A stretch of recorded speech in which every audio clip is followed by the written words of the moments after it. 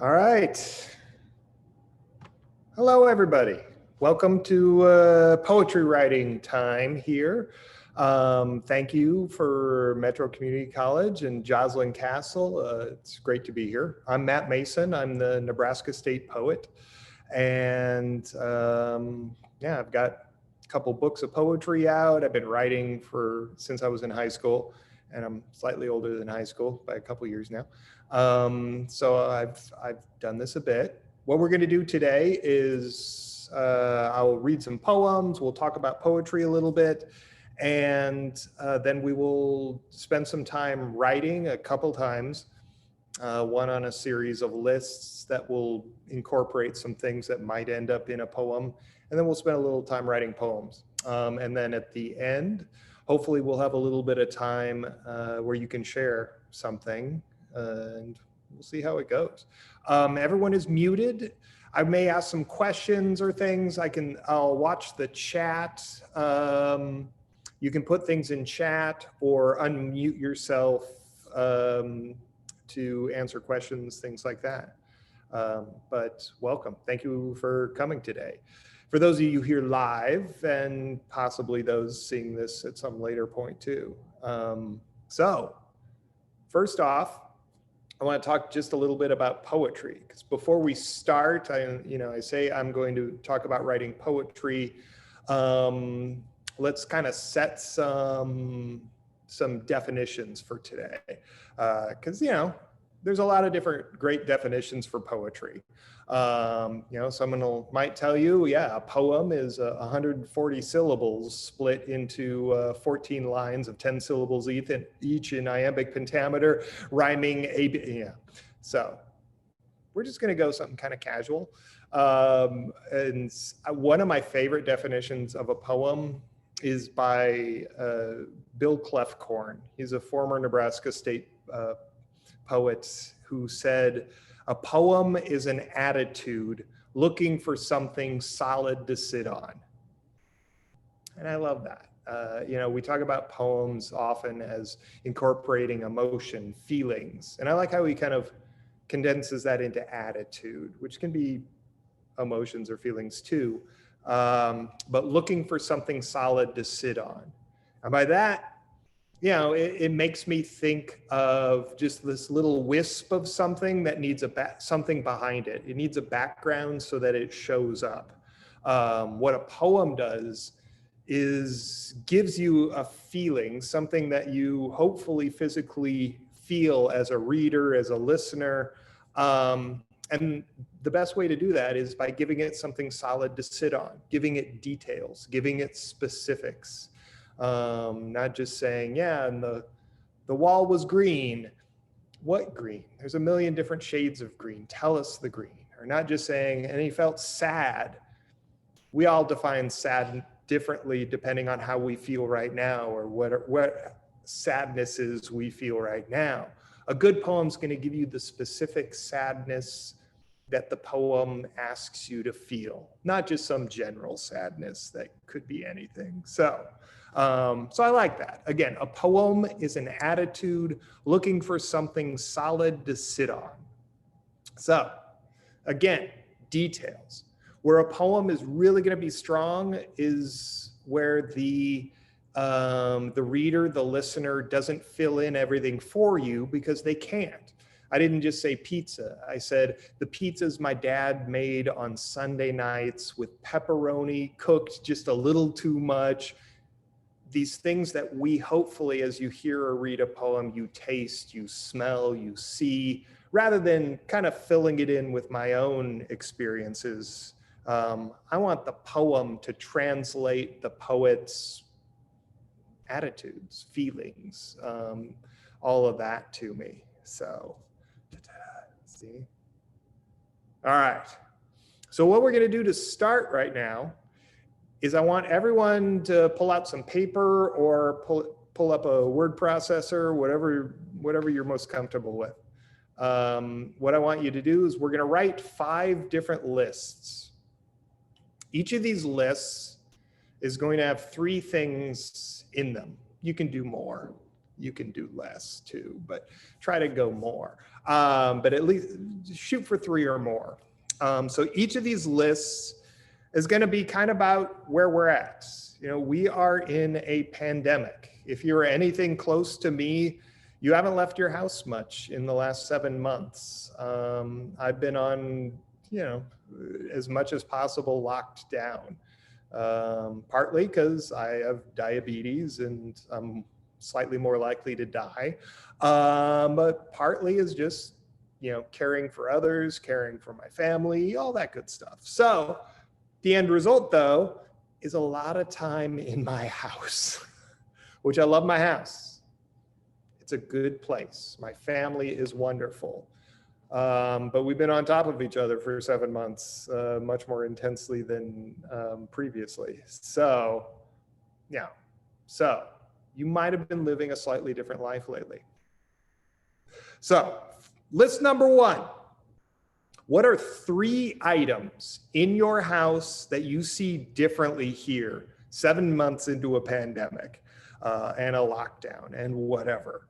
So for me, I would think like the red couch that I spent a whole lot more time than normal on.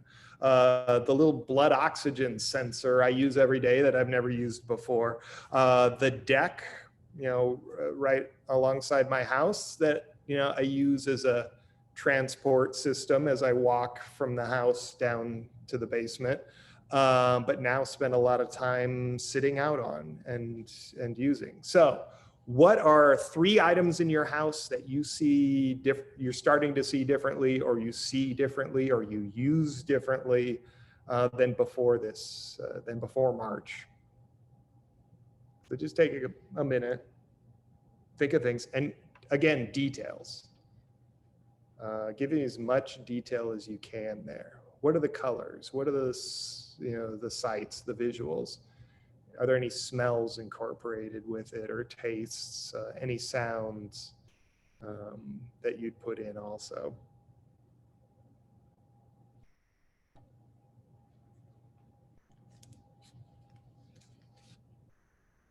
And if anybody has any questions or wants verifications or anything, put it in chat or something. And in the chat too, I'll type in the items.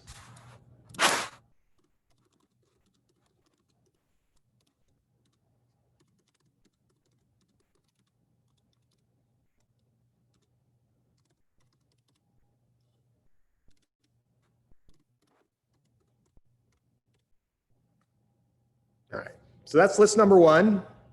List number 2, 3 other things or scenes that you never want to see or do again once this is all done.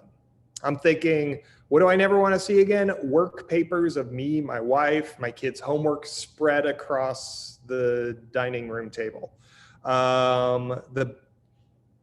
As much as this is wonderful to be here via Zoom, I never want to see that big yellow Mickey Mouse hand-like thing that pops up on Zoom squares. Never again. I'm done. They're useful. It's a good thing. But I'm okay never seeing that again in my life.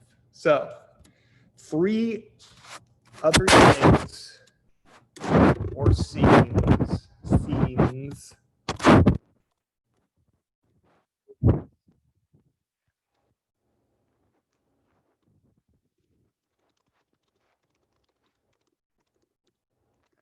pandemic. Again, details.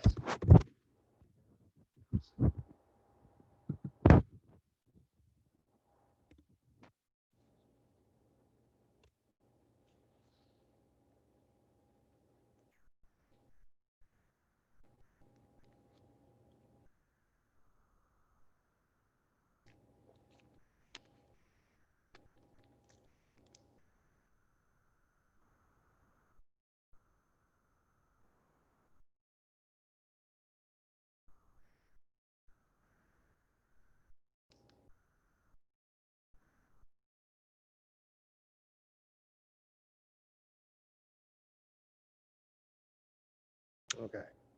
So you've got 3 items in your house that you see differently these days. 3 other things that you never want to see again. Um, 3 positive changes you've made in your life amidst all of this. Like for me, I work out longer every day, which is good. I drive less, use less gas. What are the changes you've made? The improvements you have made, who knows? Even if it's a stretch, because pandemic, 2020. Yeah.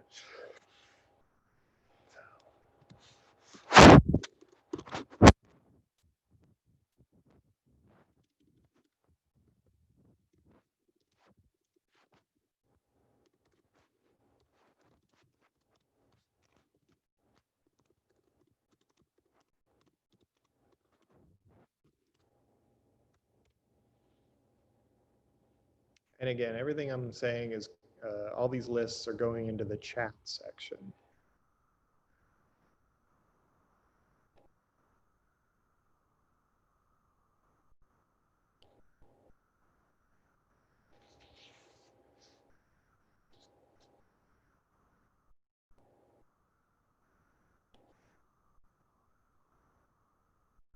All right, 4th list. You may not be done, that's okay. You won't flunk my class. 3 negative changes you've made in your life as a result of this pandemic. So you just did the 3 positive changes. What are 3 negative changes? For me, snacks. That's yeah. And also, though, I think in my previous list, I said I spend more time, I have longer workouts. Ultimately, though, I feel I'm much more sedentary. It's like the workout is longer, but the couch time is also longer. So.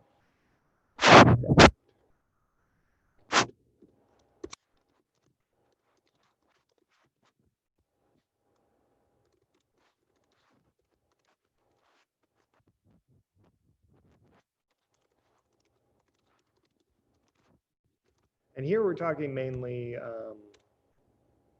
interpret it as you will. I mean, some of us obviously have bigger negatives. Some of us have possibly been hospitalized.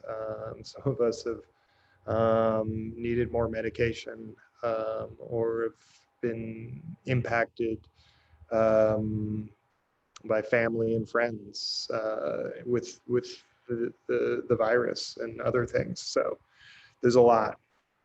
So take a minute, figure that one out, or fill out your other lists.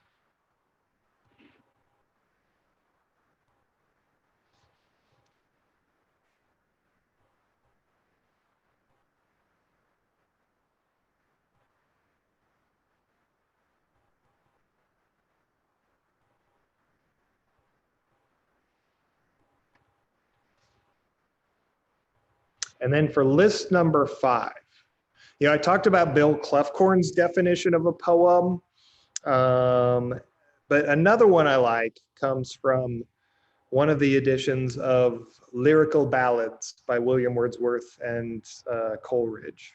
Though I give Coleridge credit for this because it's from the revised one. And Wordsworth is okay, but Coleridge, big yellow thumb right up there. But from the preface to Lyrical Ballads, defining poetry as the spontaneous overflow of powerful feelings. It takes its origin from emotion recollected in tranquility. So spontaneous overflow of powerful feelings that you feel, but it kind of says you don't write it in that moment of powerful feeling because you're having powerful feeling. It's recollected in tranquility, and that's when it's written about. So all of us have probably had some great moments in the past 7 months of powerful feeling. This is our moment of tranquility. This is where you've taken 45 minutes of your life to sit with some guy in a red Elvis shirt in a big fancy room, writing a little bit and talking about poetry. So 3 emotional moments from the past few months.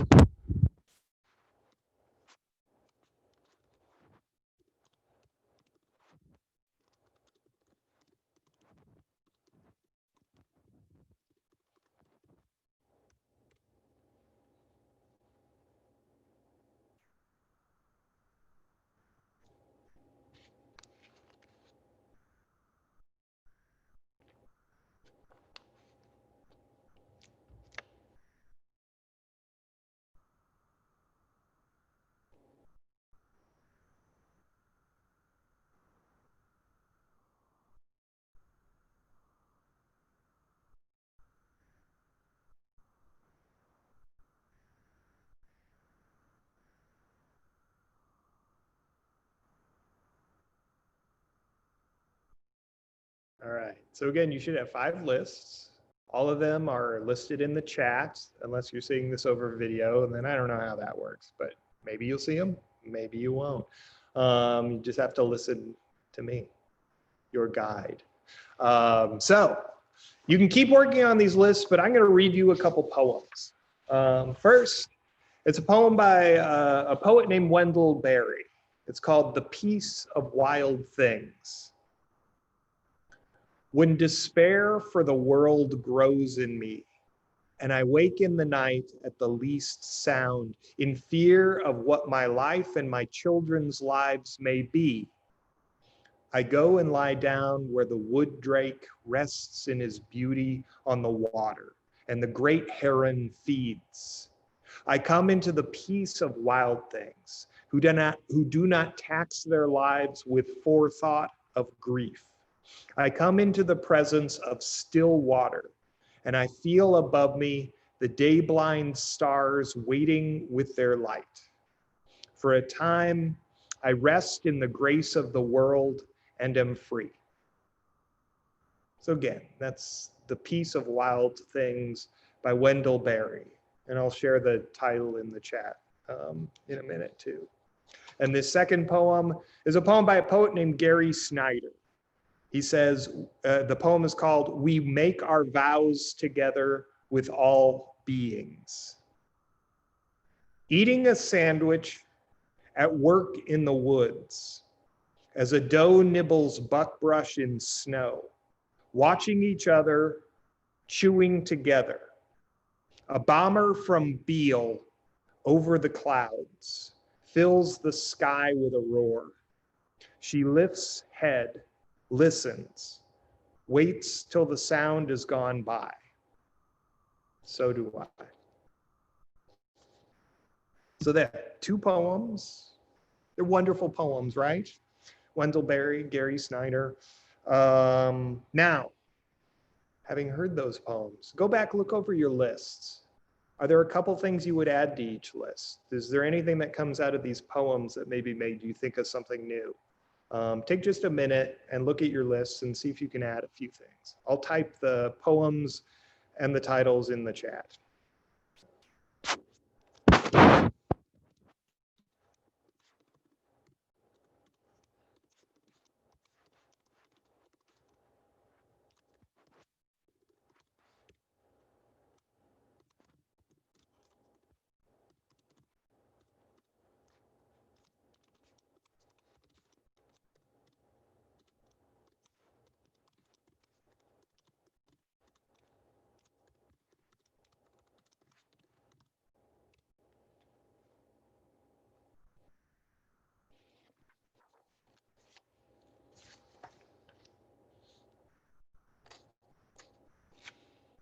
All right. We're getting closer to time to write. I'm going to read you one more poem. This is a poem that I wrote. It is called Notes from the Pandemic Office. I take an office chair into the woods, get some work done. I don't need a motivational poster tacked to a cubicle's wall, because the wall is a tree. It clicks and hushes as wind rocks it motivationally. To be honest, I'm not getting much work done. These cardinals are loud coworkers. Squirrels have no boundaries. Trees drip yellow leaves on me, and that raccoon keeps staring. It's creeping me out, man. But I've been inside for so long, sitting in the same place on the red couch. Email, chairs fall. Email, spreadsheets, yelling instructions to my kids, watch TV, eat dinner. I haven't started my car in a week, I think. We've been locked down while my congressman runs endless ads on TV about everything he's done for health care, which I'm fascinated by, as it always seemed like he wants me to die. And I guess given the circumstances, he's kind of closing in. So well played, Congressman. Damn it, I came to the woods to get away from that, from the hum of interstate to cricket wing, jay screech, leaf brush, seated somewhere new, here to change my view. All right. I mean, the poems I use are all about being in a natural setting. You may not have that. I want you to look over your lists. What are some of the details that stand out to you? Especially what's one of the emotions or attitudes or feelings for that last question that are moments from the last few months. Try to incorporate uh, some of the other items in your list. You don't have to use all of them. You don't have to use any of them. You can bring in other things that come to mind. But I want us to spend, let's say 10 minutes writing about, and it's kind of about your place here in the pandemic, where you work, where you live, but the poem may go in a different direction. Your poem may rhyme, it may not rhyme, it might rhyme sometimes, but otherwise not. Who knows? Very open in these things. So spend 10 minutes. Go. If you have questions too, put them in the chat, and I'll jump in on that. Got a clock here, but I'll set a timer.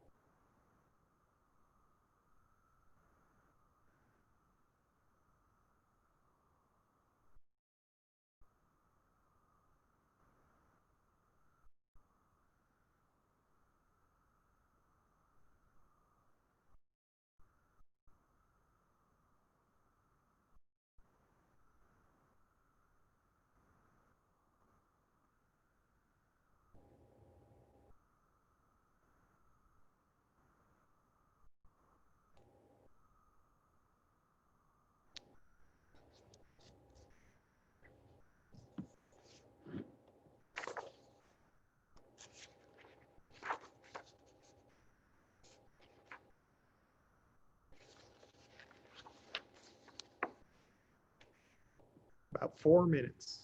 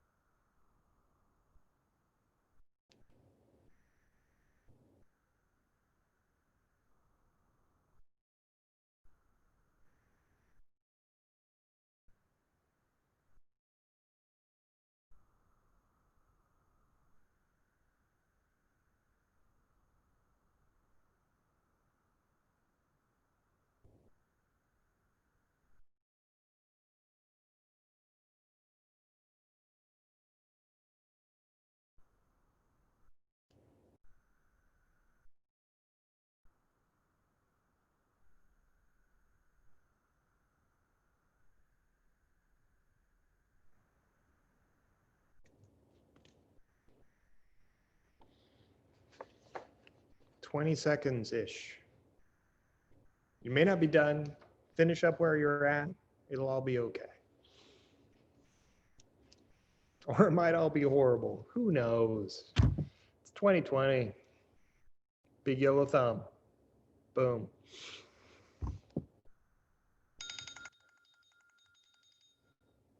All right. So out there's a few of you sitting there working, hopefully, or thinking, or daydreaming, or who knows what, because I can't even see you. Your cameras are off, which is fine. You don't have to have them on. Privacy. It's your own home. I don't want to see what's going on. So would anyone like to share some of what you've written? Either a whole poem or part of a poem or one line, or maybe just tell us what you're working on or what your idea was, what your inspiration is with the poem. If anyone's interested, you can put something in the comments section that I will read out loud, or you can just unmute yourself and clear your throat and tell us a little.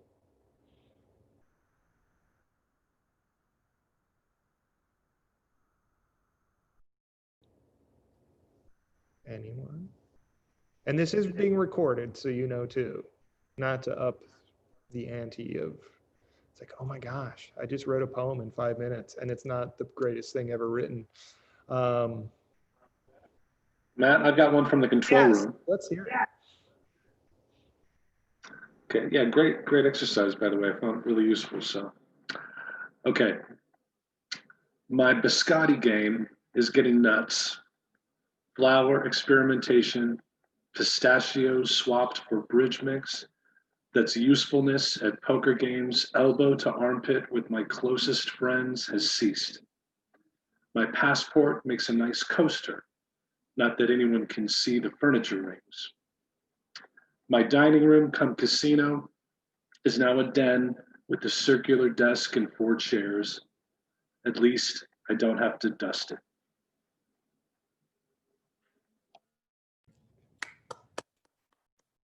All right, thank you. That is Scott in the control room. I love it. I love the details. But I mean, the line, my biscotti game, that's so good. And then just the details. A passport used as a coaster makes things come to life. That's such an unusual little element that I can't see anything but exactly what he wants me to see. So awesome. Anybody else? Who else? What do you got? I'd love to hear more about what people are dealing with in these fine days of 2020.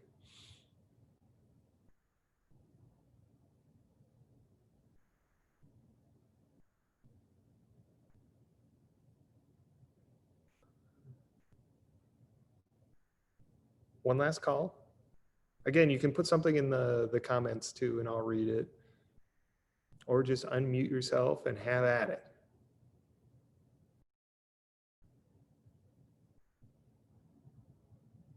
All right. Well, let me read. I'll read what I was working on sitting here. The first poem I wrote of mine, Notes from the Pandemic Office. I wrote that about two and a half weeks ago, and go figure, I wrote a sequel to it. So this is Notes from the Pandemic Lockdown. When I feel like someone in the house should die, I go outside. I ask myself, where inside my body do I feel this? Are my lungs tensed, shoulders tight? Does the band across my forehead feel hot?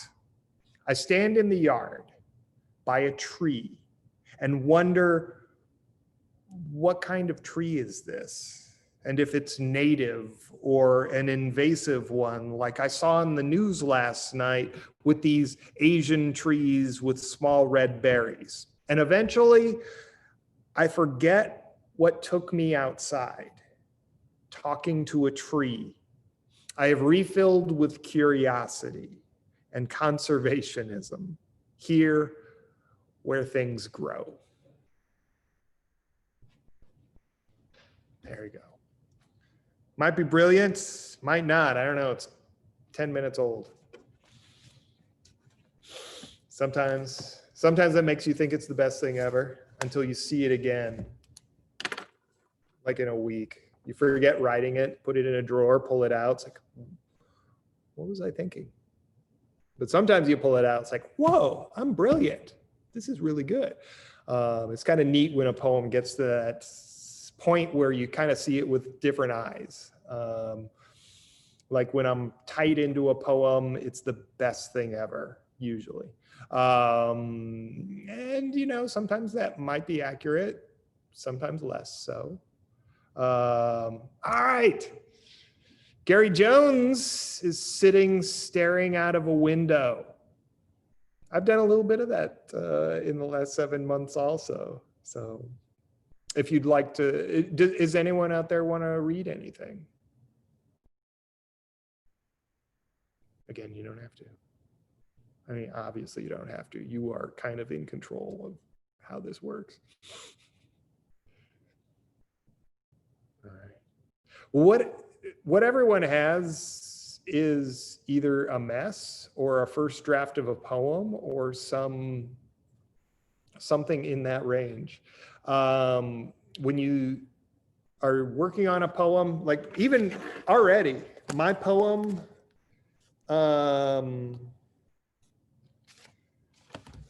get this right. I'm big on editing. Very big on editing. So, you know, I've got a poem. I've already changed the title a little bit, crossed out things, added this, added more here, all this. You know, nothing comes out of my brain perfect. It's like one thing I remember from what's the Mozart movie? Amadeus. Duh. So you know the Mozart movie, like, and you know I'm sure it's based somewhat on fact, but you know Salieri was so mad at Mozart because Salieri worked his butt off on music and just beat it up and wrestled with it to get it right, whereas Mozart wrestled with it in his head and wrote, you know, in the movie at least, just wrote it out as it would end up being. For most of us, writing poems is, you know, I write down a draft and I spend the next week messing with it, making changes, reading it out loud and hearing where the voice sounds right, where it stumbles, where something's missing. And it's really, I really don't consider myself that great a writer, but I consider myself a fantastic editor of the work that I write. Because you know, if you see all the first drafts of things I write, good ideas normally. I'm good with ideas, but the writing, for me, that takes a lot of work. It takes a lot of effort. So if you, hopefully you've got something that you're excited about, something in it in front of you. Whether an idea you want to explore more, maybe turn it into a poem, maybe turn it into a song, maybe a short story, who knows what it could be. It's poetry. It could go really anywhere. So let yourself edit. I'm not sure how experienced all of you are as writers, but you know, I just have to stress that editing is a huge part. It's like you're putting a puzzle together and figuring it out as you go. Nothing comes out of my brain fully formed as a beautiful poem. It takes effort, and I love the effort of it. I love the challenge of just like, you know, I read it out loud. It's like, this is really good, but this one line, it's not entirely there. And getting over that, you know, being honest with myself to say that it's not quite there. You know, it needs a detail. It needs something so that the reader will see something and get that a little bit better. That's really part of the fun of writing for me. Because whether I was state, you know, I'm state poet. I've got 2 books out with a 3rd coming out soon. Check bookstores. I don't know how I'm going to support it because we're in a pandemic, but it's coming out soon. Amazon, look everywhere. Call the Bookworm, local bookstores. Big yellow thumb. I'm stuck on that big yellow thumb. It's got to go away. But no, you know, whether I was the state poet or not, I would be writing. Whether anyone read any of my poems or not, I would be writing. Writing helps me through things. Like both of my poems that I've read are about this pandemic, about the changes in the world and in my life that I've encountered. Writing helps me deal with things. It helps me process things. It helps me understand things. So even if I was the worst poet in the world, I would still be writing because what I write helps me. It helps me figure things out and deal with things. Oh, we've got a little bit more. Yes. Well, Gary, do you want to just ask? Gary asked in the comments if he can ask a question after the presentation. Do you want to ask it now or wait till after we stop recording? I'm open to either one. Yeah, but we're just about done with the 45 minutes that we've got allotted for this. But take what you've written today and see what you can do with it. Have fun with it. And it might end up being something brilliant. It might end up being just practice. But let yourself practice with writing. Let yourself write terrible things. Because sometimes you have to get past the terrible things to write the good things that are in line behind the terrible poem. Well, thank you very much. Gary, stick around. We'll stop recording and you can ask a question. Sorry, people watching this on video, you won't know the secret question, but it's okay. But thank you, everyone. Have a great afternoon. And there's more great workshops this afternoon and tomorrow. So stay tuned.